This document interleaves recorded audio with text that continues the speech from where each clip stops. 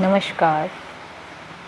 आज हम लोग महान संगीतज्ञ तानसेन के बारे में जानेंगे। तानसेन का बचपन का नाम तन्ना मिश्र था। उसके पिता का नाम मकरंद पांडे था। उसके गुरु का नाम स्वामी हरिदास था और उसकी पत्नी का नाम हुसैनी था। उसके 4 पुत्र थे और 1 पुत्री थी। पुत्री का नाम सरस्वती था।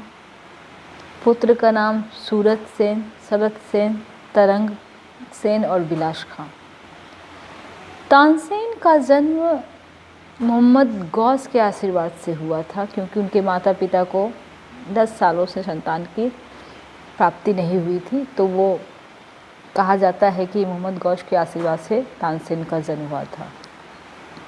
तानसेन बचपन से ही बहुत नटखट थे।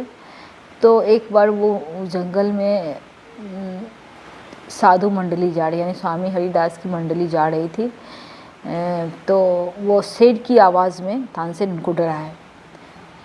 शिष्य लोग तो डर गए, बट जो स्वामी हरिदास थे उनको लगा कि नहीं, ये तो किसी मानव का आवाज़ है, ये शेर का नहीं है। तो अपने शिष्य को बोले उसको खोज के लाओ कि कोई छुपा हुआ है। तो उन्होंने एक 10 साल के बच्चे को सामने लेके आया और उसको लेकर के स्वामी हरिदास जो है वो चले गए उनके माता पिता के पास और उनके पिता से उसको संगीत साधना के लिए मांगे। तो मांगने के बाद उसे अपने साथ ले गए ग्वालियर और उन्होंने तानसेन ने 10 साल तक संगीत की शिक्षा ली स्वामी हरिदास से।